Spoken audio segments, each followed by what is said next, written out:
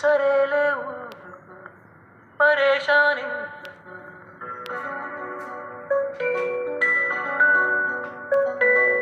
సరేలే ఊరుకో